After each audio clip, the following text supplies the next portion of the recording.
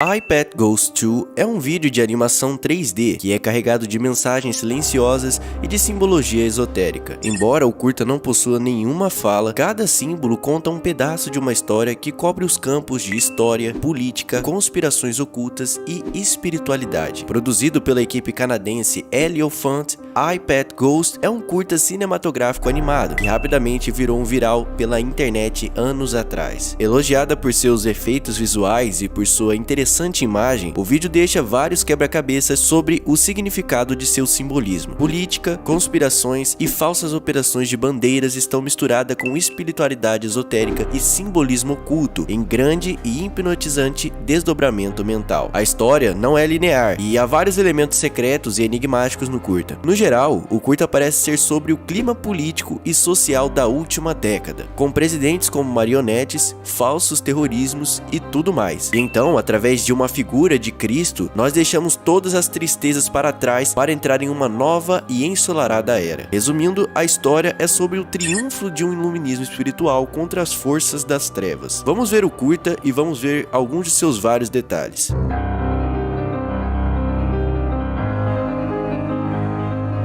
O vídeo começa com uma cena interessante, uma cabra dentro de uma caixa que aparenta ser algum tipo de campo de concentração. A cabra tem um código de barra em sua cabeça, com os números 666 embaixo. E como todos já sabem, a Bíblia diz exatamente o seguinte: ele tinha o poder de dar vida à imagem da besta, e que a imagem da besta poderia tanto falar quanto fazer com que tantos quantos não adorassem a imagem da besta fossem mortos. E ele fez com que todos, tanto os pequenos quanto os grandes, ricos e pobres, livres e escravos, recebessem uma marca em sua mão direita ou em suas testas, e que nenhum homem possa comprar ou vender a não ser aquele que tiver a marca, ou o nome da besta ou o número de seu nome. Apocalipse, capítulo 13, versículo 15 ao 17. Se iPad Ghost é sobre a libertação das forças da escuridão, essa primeira cena parece descrever exatamente o oposto. Será que essa cabra representa aqueles que já foram encaixotados, que já ganharam seus códigos de barra e os que já receberam uma lavagem cerebral do sistema corrupto? Bem, o uso do pronome I, que em português significa eu, no título, talvez possa ser que na realidade a cabra é o próprio telespectador?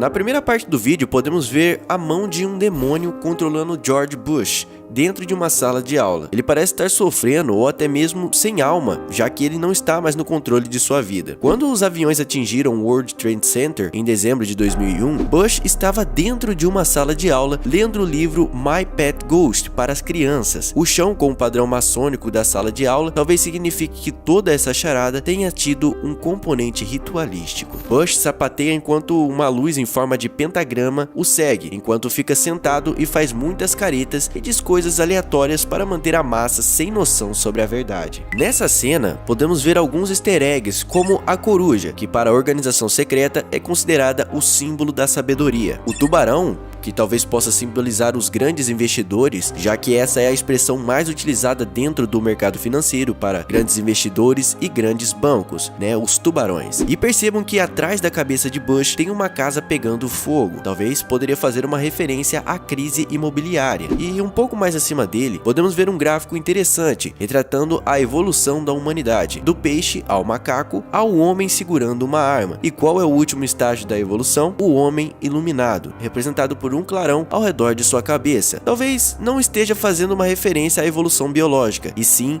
um tipo de evolução espiritual. Bush usa um chapéu de ignorante, um chapéu cômico que era dado aos alunos mais lerdos com o intuito de humilhar eles. Ele então faz o clássico sinal da mão chifrada, e quando Bush acaba de se fazer de bobo, em um ato verdadeiramente exorcista, ele se transforma no Obama, um homem charmoso e notável usando um chapéu de formatura. Perceba que ele tem os dentes caninos bem afiados, quase como se lembrasse um vampiro. E ele também é manipulado, mas inteligente o suficiente para ler ler um teleprompter sem precisar ser um fantoche. Ele começa muito legal e adorável no começo, mas depois ele começa a rir da plateia. Enquanto ele aparenta ser a reação perfeita para a idiotice da era de Bush, o fato permanece. Ele é apenas mais uma marionete controlado pela mesma coisa escondida de antes. Enquanto a maioria da plateia continua totalmente abstrata ao que está acontecendo, uma garotinha não está comprando nada disso. Enquanto a massa aparenta ser surda, burra e cega, e restringidas por arame farpado, uma garotinha segurando uma maçã, que seria mais ou menos como o fruto do conhecimento do bem e do mal, já que esse conhecimento está na mão dessa garota, ela parece estar desiludida desse conhecimento, já que para ela parece ser uma fonte de problemas e parece não estar muito à vontade com isso. Então, ela simplesmente solta a maçã, que se abre e forma uma flor de lótus, que significa a pureza espiritual, ou até mesmo o renascimento, no caso, o surgimento da nova era. Ela soltar a maçã causa uma preocupação no Obama, que chega até a suar por causa disso. Então somos levados para o lado de fora da escola, um lugar frio e cheio de neve. Numa parede há um grafite com uma mensagem importante. Na parede está escrito Salmos 23. O versículo bíblico que o grafite se refere aparenta predizer a jornada que os telespectadores terão. No Salmos 23 é dito o seguinte: O Senhor é meu pastor e nada me faltará. Deitar-me fazem verdes pastos, guia-me mansamente a águas tranquilas, refrigera a minha alma, guia-me pelas veredas da justiça, por amor do teu nome. Ainda que eu andasse pelo vale da sombra da morte, não temerei mal algum, porque tu estarás comigo. A tua vara e o teu cajado me consolam. Preparas uma mesa perante mim, na presença dos meus inimigos. Unge a minha cabeça com óleo, o meu cálice transborda. Certamente que a bondade e a misericórdia me seguirão todos os dias da minha vida, e habitarei na casa do Senhor por longos dias.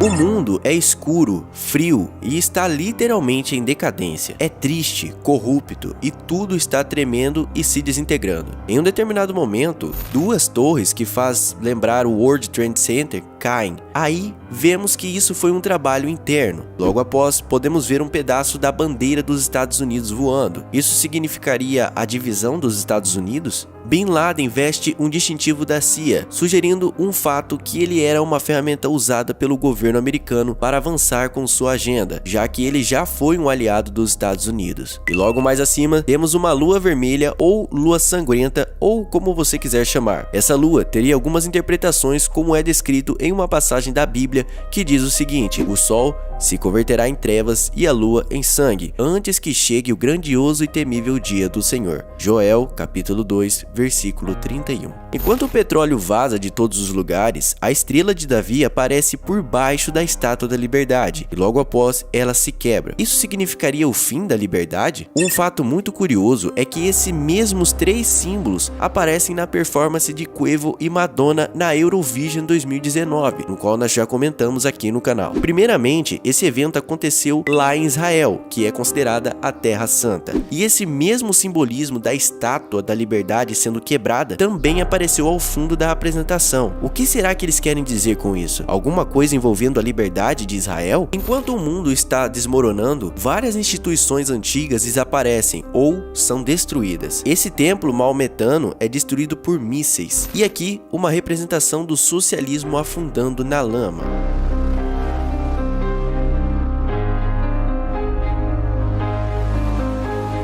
O mundo está sob o feitiço de um bruxo do mal chamado Draco. De acordo com os criadores do curta, Draco é descrito da seguinte maneira: o bruxo, a mão invisível e o espírito de loucura em busca de ainda mais controle através de trapaças, mentiras, venenos, eventos de falso embuste, guerras e montanhas de âmbito legal e burocrático para desligar a energia dos habitantes da Terra. Seria Draco a mesma mão que estava controlando George Bush no começo? Ele teme tanto a luz do dia como ele teme a vida em si e acaba operando na escuridão. Seu maior poder é a sua influência sobre a emissão de moeda. Se isso se parece com o que chamamos de Illuminati, sim, se parece. Da mesma forma que os Illuminatis procuram fazer lavagem cerebral em criança desde seu nascimento, as preces de Draco nessa criança que está para nascer chamado Ludovic. Esse feto representa o cidadão que vai nascer na nova era, completamente controlada pelo olho que tudo vê. E prestem atenção que ele está com as mãozinhas juntas, como se estivesse fazendo uma oração. Na tradição esotérica, o símbolo da serpente entrelaçada num ovo é conhecido como Orphic Egg. Resumindo, esse símbolo apresenta a semente latente da vida e do potencial infinito da criação. Em outras palavras,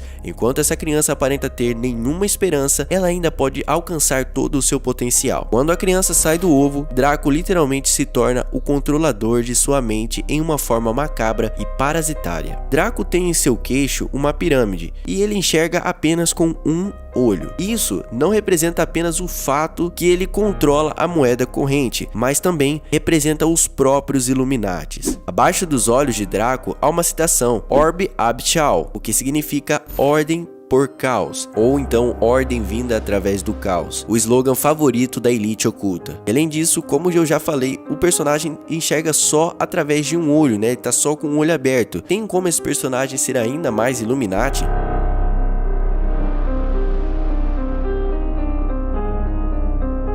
Surge no meio de uma neblina, em um barco de Anubis, que era o deus egípcio dos mortos, um ser igual à figura de Jesus Cristo, que ainda por cima possui um terceiro olho pintado em sua testa. Tal ato refere-se ao conceito de iluminação espiritual. O triângulo acima do olho representa divindade e essa iluminação leva ao contato com sua própria natureza divina. Os símbolos na testa de Cristo, ou Mitra, que significaria o anticristo, são a total oposição à pirâmide no queixo de Draco. Enquanto as duas figuras carregam símbolos similares em suas faces, Cristo tem eles corretamente, enquanto Draco tem eles ao contrário, significando que ele e os Illuminatis corromperam esses símbolos antigos. Agora, Draco parece controlar a mente do menino que não tem cérebro por meio da mídia, que parece estar sofrendo com a influência de Draco. Nos olhos dele, nós conseguimos ver as palavras mergulho dos mercados e cobertura da guerra. E em um pouquinho mais pra frente, nós vemos alguns bombardeiros B2, que são bem semelhantes a esquadros, que é o próprio símbolo da maçonaria. Esses bombardeiros destroem uma mesquita, que representaria o fim do islamismo. Nas ruínas do Islã, uma pietá está chorando a morte do filho, com uma bomba atômica no fundo. Só que o escaravelho egípcio da ressurreição aparece sobre a criança, no qual mais para frente nós falaremos sobre isso. Uma cena um pouco pesada que seria uma crítica à violência na qual a mulher é submetida desde cedo, tanto violência física como violência sexual, já que esse cara que está com uma caveira e uma cruz invertida está desamarrando o laço da calcinha dela, e após ele fazer isso, a última luz que há em seus olhos se apaga. Enquanto isso, uma moça protesta contra tirânicas máquinas de guerra, usando uma bandeira branca, que simboliza a paz para alguns, mas para outros seria a rendição. Na jaqueta dessa moça tem um tigre, que simboliza de maneira positiva a força,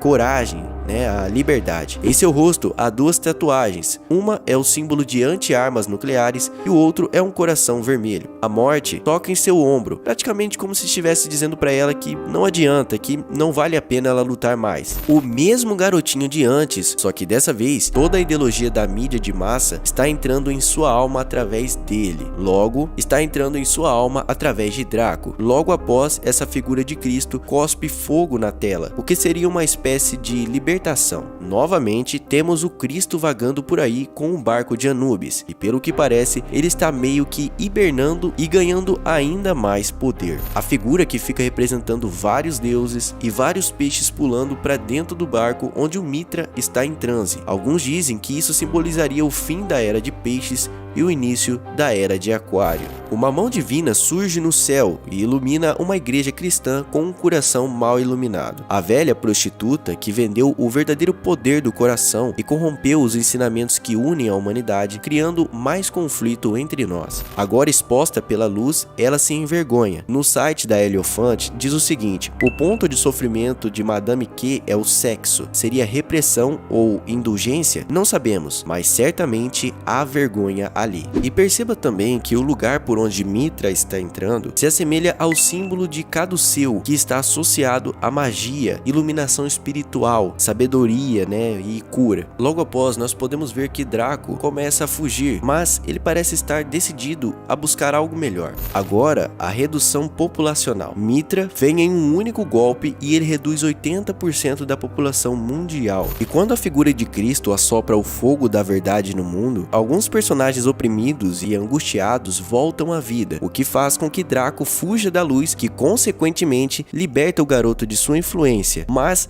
parece estar decidido a buscar algo melhor. A morte adora essa festa repleta de matança, e em seguida temos um menino ressurgindo da mesquita, que estava no colo da Pietà com roupas que parecem de cerimônia. O garoto está executando uma antiga arte de Rudopia Sufi, que é praticado pelo Dervixes Sufi, da ordem Mevleves. Os Dervixes são uma antiga corrente esotérica islâmica, cujos movimentos significam esotericamente movimentos dos corpos celestiais e que esotericamente resultava no estabelecimento de um ritmo que estimula os centros espirituais da consciência espiritual dentro do corpo do dançarino. O renascimento do garoto muçulmano, como o Dervix rodopiando, significa que há uma conexão entre ele e o Cristo interior. Ambos representam a iniciação dentro das escolas esotéricas e que todas possuem um objetivo em comum: o contato com a divindade através da iluminação espiritual. Outras religiões com correntes esotéricas, como o hinduísmo, também estão representadas no curta. Será que essa figura de Cristo talvez seja o anticristo, enganando todas as religiões a segui-lo? Bem, logo após temos o Guardião do Fogo, que é uma mistura de vários personagens de mitologia se tornando um só, o plano